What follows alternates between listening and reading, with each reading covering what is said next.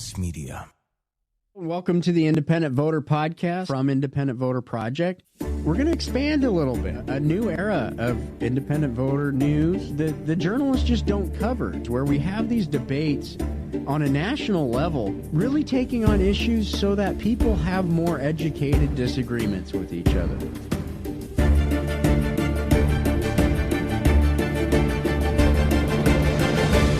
Let's just explain how the process really works. All right, welcome back, everybody, to the Independent Voter Podcast. I'm here with Cara, McCormick. A lot of stuff going on, some interesting angles. We hear the partisan debates going on in New Jersey and New York and Virginia and stuff. But let's give us a little bit different angle. What's going on in New York, Cara?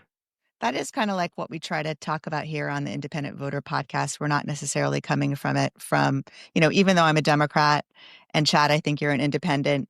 We still try to look at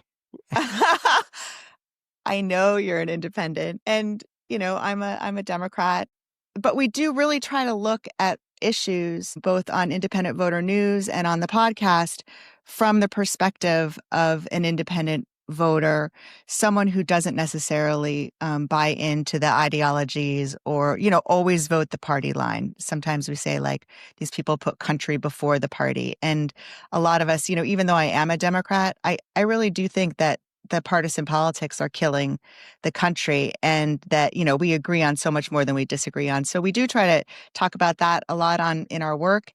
And it's great to see you back from Brazil. Chad, we missed you while you were gone. But yeah, here back in the States, besides the fact that the president has knocked down the entire wing of the White House. Yeah, this is just you partisans getting up in arms. You're showing your Democrat colors, Cara. You're just building a big, beautiful ballroom. What's the problem with that?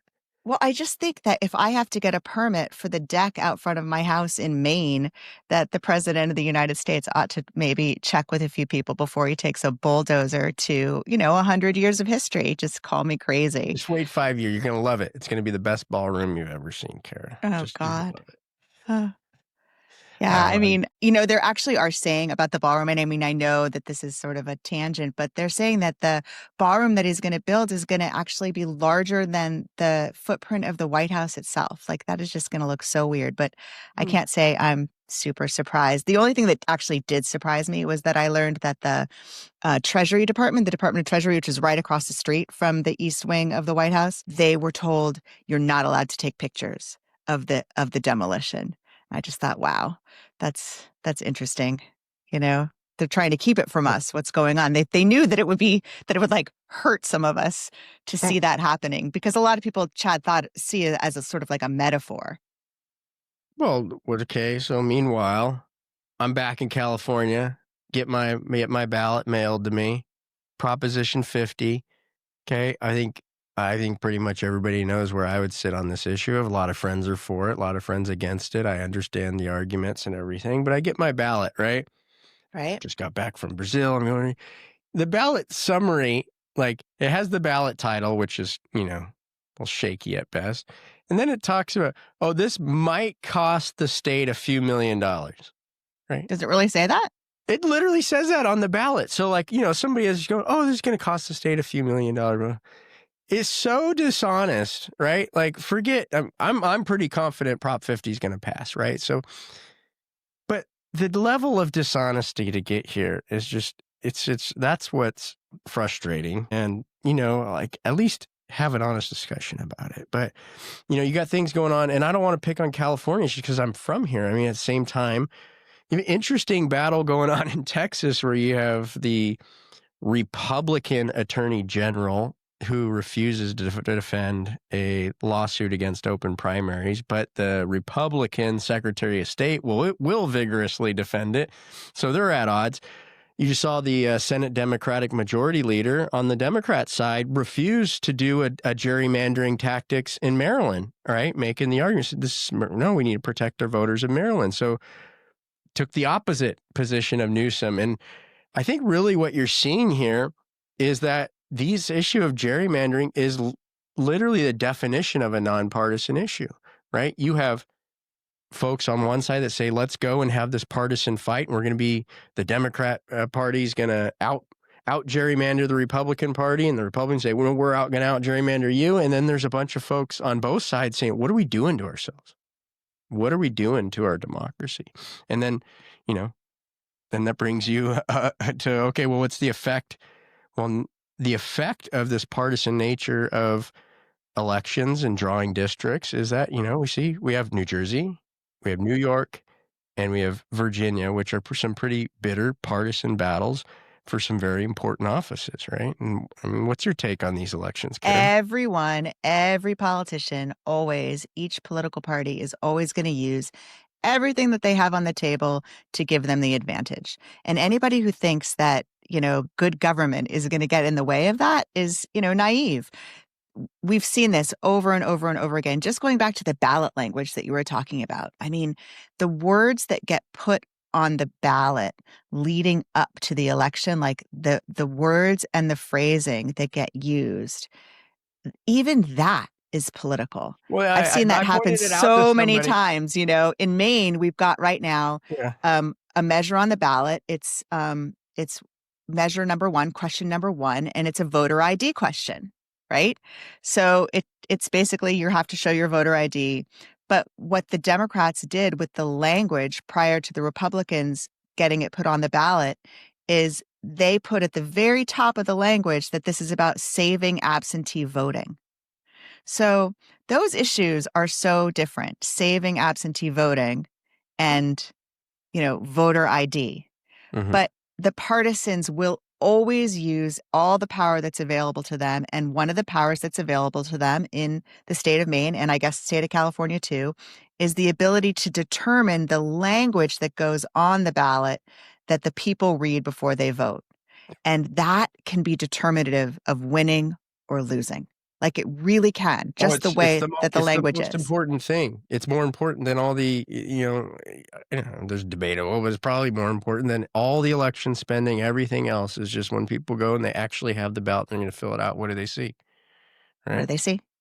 What do they see? It depends on if you're in a Democratic state that controls the ballot language or if you're in a Republican state that controls the ballot language. Look how dishonest this is, right? Here's their defense. I understand the defense argument if they get taken to court and everything, right? But it's just on its face is so dishonest. They go, well, how do they get away with that?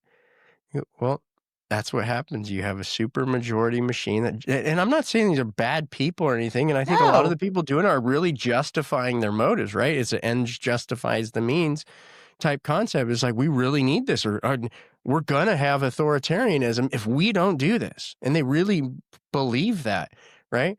They really do, Chad. They really do. They're so worried about him. As much as the people on the other side said, look at you Democrats who went after our former president and tried to prosecute him into jail and did that. They really believed authoritarianism was coming from the other side. So you have two sets of people who really believe the other side is the one that's leading this authoritarian battle. And what do they do together?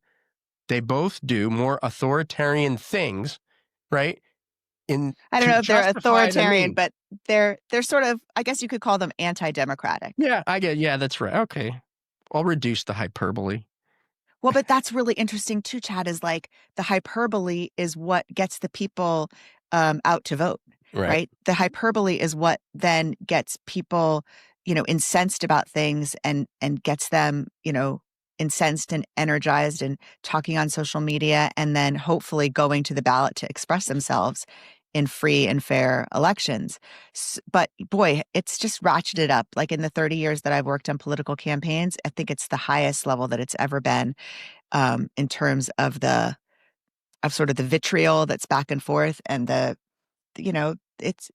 out of hand. It's completely out of control. Yeah. Well, speaking of hyperbole, what do you think? There's going to be a communist takeover of New York City? Well, I mean, that's really interesting too, because there are definitely people, including the president, who are calling Zohran Mamdani, who is a democratic socialist, he's calling him a communist. Mm-hmm. And so I was thinking about that yesterday. I was like, okay, so really, Cara, like, what is the difference between communism, socialism, capitalism, and then this new thing that's been carved out, I guess, called democratic socialism? So Mamdani says he's a democratic socialist. he's a member of the Democratic Socialists of America. And he says that democratic socialism is his ideology and that he's a member of the Democratic Socialists of America. That's his party, but he also says he's just a Democrat. So in my little research project, I figured out that democratic socialism is kind of like how they do it in Scandinavia. So it's not like totalitarian control or socialist control over the means of production.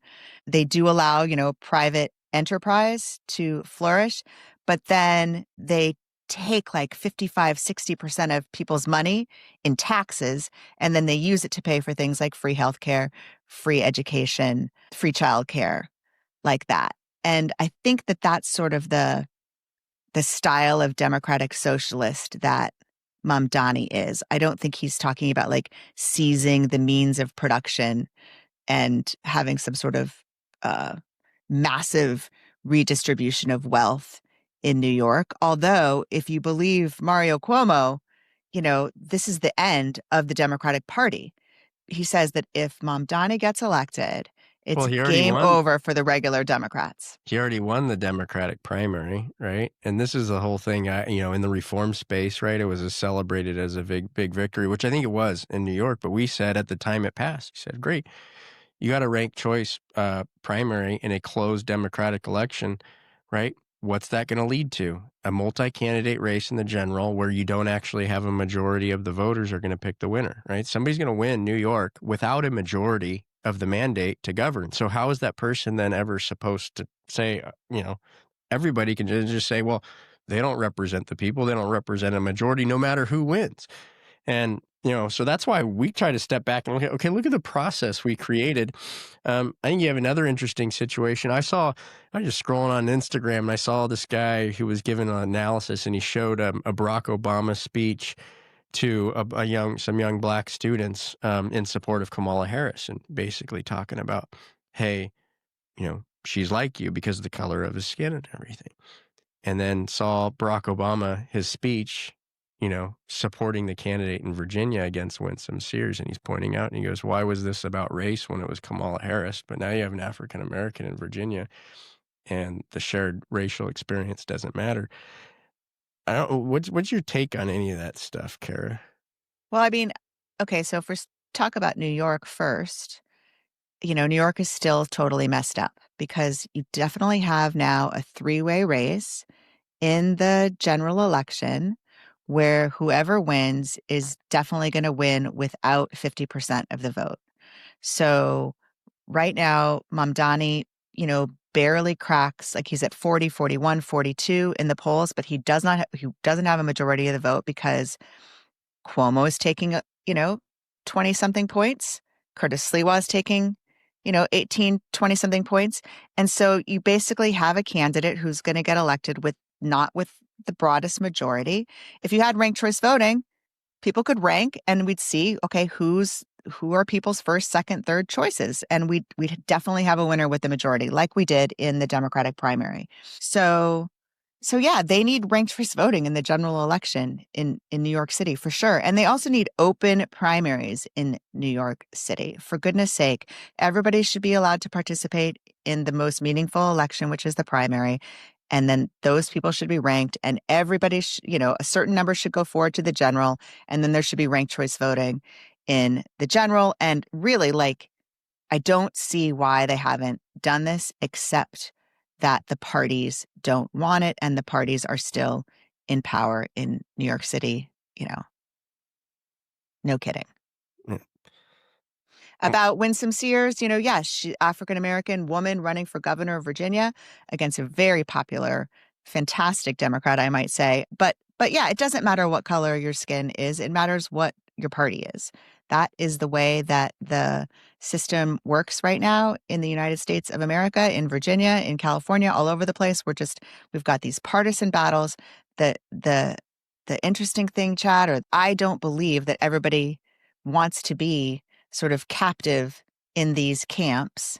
I think that we agree on a lot more than we disagree on. I think that we can come to decisions where somebody might put Mamdani first and Sliwa second and Cuomo third. Like whoever came in third in that thing should have their second choice votes transfer to the first person, and everybody would be a lot happier with the outcome. I think it's better for campaigning too. I mean, frankly, my personal opinion, you actually have two pretty good candidates in Virginia, right? But it's so much of the divisive, the incentives of the election process are to hyperbolize and to magnify the differences and the negatives of everybody, especially in like New York when you have more than two candidates. But that's the same as in Virginia or in New Jersey, right? Because you got to convince a good set of people that if you vote for this person, the world's going to end, right? And therefore you need to vote for me.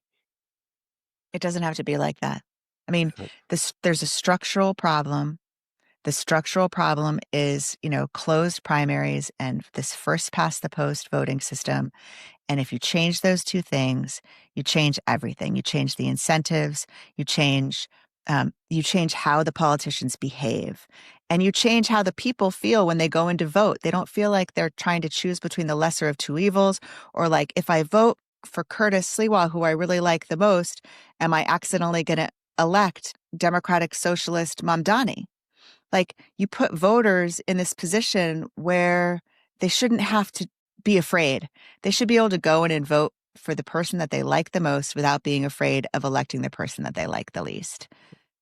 Well, any system's going to have its negatives. I mean, you see right now, too, there's a big effort going on in Oklahoma now. They're just about to go hit the streets to do a nonpartisan primary over there. We already know the history in Florida where they, had 57% of the voters pass a nonpartisan primary, but minority rules there on constitutional amendments. But, we're not going to have the answer tomorrow, but I think little bits from the Supreme Court actually hearing the issue. I got texts from some Republican attorneys in the last few days sending me stuff going about all this gerrymandering battle and saying, wow, there really needs to be a nonpartisan legal force in there going after this issue because it's getting out of control. And I agree. And so, I mean, the only hope you can get out of this big gerrymandering battle of 2025 is the hope that it raises the awareness and highlights just how bad it is for voters and gets the Supreme Court to act. So, I mean, let's just like unpack that a little bit, because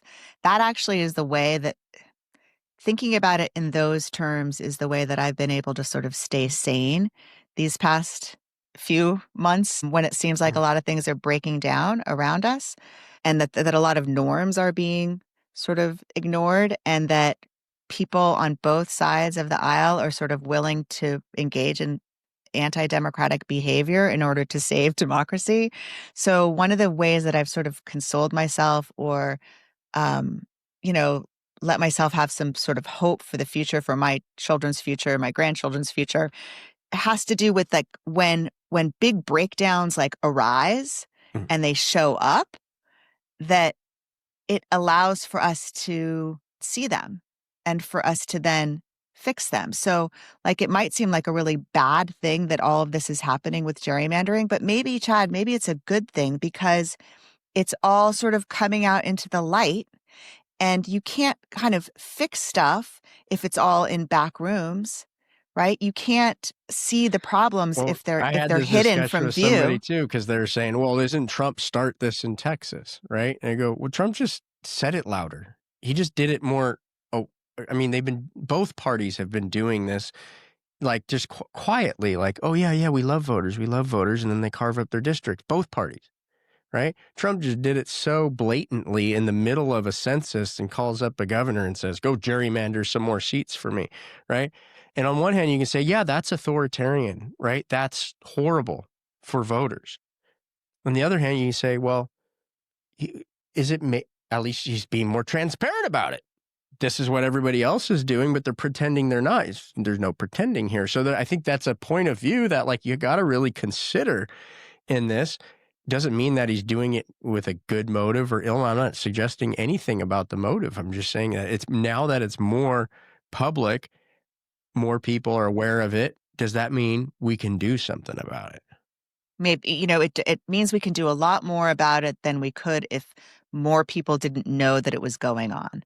Right. So like sunlight is the best thing in the world for democracy. And then, I really think that like big breakdowns, they could lead to big breakthroughs. Yep. Sometimes it's like the only way that you can really improve is when you have a big breakdown, even personally. Like this is how we learn, right? This is how we improve. This is how we iterate. This is how we form a more perfect union, by seeing all the flaws. Yeah. And yeah, we're seeing a lot of flaws right now, and just, hang on. This is a wild ride that we're on. Yeah, well, thanks everybody for joining us again. I mean, next week we'll see if we have some breakdowns or breakthroughs, because we'll have results from some of these elections. Hopefully they'll be finalized by the time we talk. Who knows? But thanks again, Cara, and thanks everybody for listening in, and look forward to chatting with you again next week. Great to see you, Chad, and I'm glad you're home, and talk to you next week. Thanks, Obrigado. Obrigado. This is the Independent Voter Podcast, sponsored by the Independent Voter Project and produced by OLAS Media. Remember, you can always find the Independent Voter Podcast or the How It Really Works series at ivn.us. Follow and subscribe at olasmedia.com.